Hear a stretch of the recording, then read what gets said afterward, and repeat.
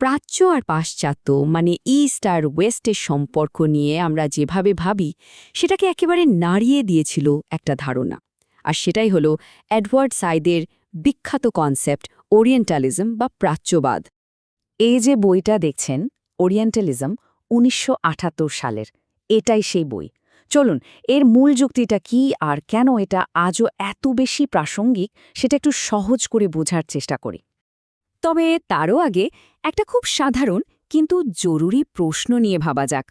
আচ্ছা, অন্য একটা সংস্কৃতি বা অঞ্চল সম্পর্কে আমাদের মাথায় যে ধারণাগুলো ঘুরে সেগুলো তৈরি হয় কিভাবে, কোত্থেকে আসে? এডওয়ার্ড সাইদের কাজটা ঠিক এই জায়গাতেই আমাদের নিয়ে যায়। আজকে আমরা পুরো বিষয়টা কয়েকটা ধাপে দেখব। প্রথমে জানব প্রাচ্যবাদ জিনিসটা আসলে কি।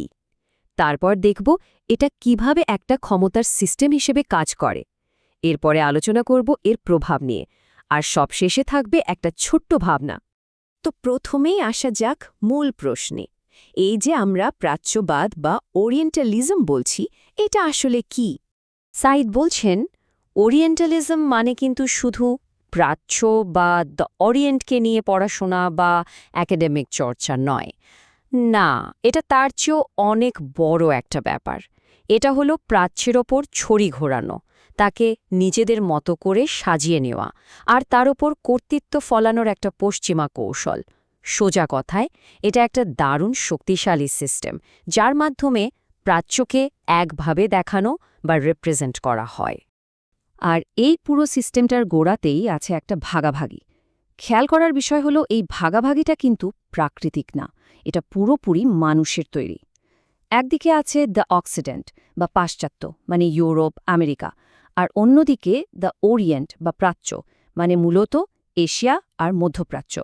প্রাচ্যবাদের সব চিন্তাভাবনার শুরু কিন্তু এই বিভাজনটা দিয়েই। আচ্ছা, বুঝলাম, এটা একটা সিস্টেম, কিন্তু প্রশ্ন হলো এই সিস্টেমটা কাজ করে কিভাবে? কারণ এটা তো শুধু একটা আইডিয়া হয়ে বসেনি, এটা খুব সক্রিয় একটা ব্যবস্থা। এডওয়ার্ড সাইদের একটা বিখ্যাত উক্তি আছে, দেখুন, প্রাচ্য ছিল প্রায় একটা ইউরোপীয় আবিষ্কার। ভাবুন তো একবার, এর মানে কি?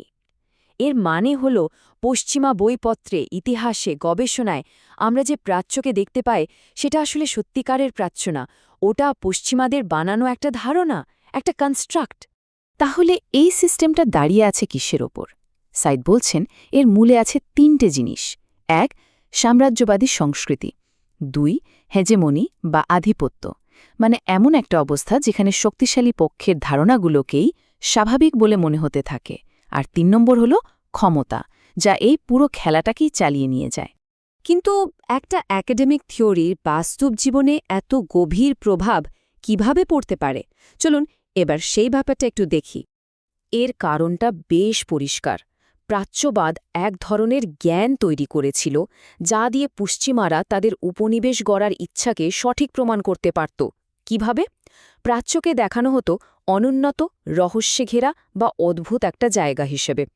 আর একবার এই ছবিটা তৈরি করে ফেলতে পারলে সেখানে পশ্চিমা শাসনটাকে একটা স্বাভাবিক, এমনকি দরকারি ব্যাপার বলেও চালিয়ে দেওয়া যেত।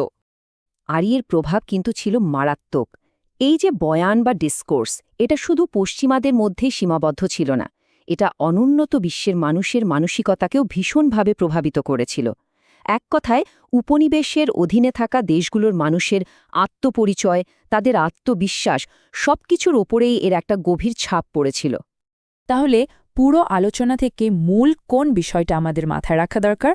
সবচেয়ে জরুরি যে কথাটা মনে রাখতে হবে সেটা হলো, প্রাচ্যবাদ আসলে একটা লেন্সের মতো, একটা চশমা, যেটা পশ্চিমারা তৈরি করেছে প্রাচ্যকে দেখার জন্য।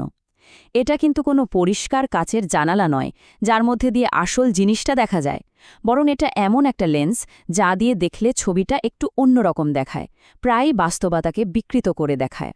আর এখানেই একটা প্রশ্ন রেখে যায়, আজকের এই কানেক্টেড দুনিয়ায় এরকম আর কি কি লেন্স থাকতে পারে যা একে অপরকে বুঝতে গিয়ে আমাদের দৃষ্টিভঙ্গিকে গড়ে দেয় বা বদলে দেয়? এটা কিন্তু ভাবার মতো একটা বিষয়।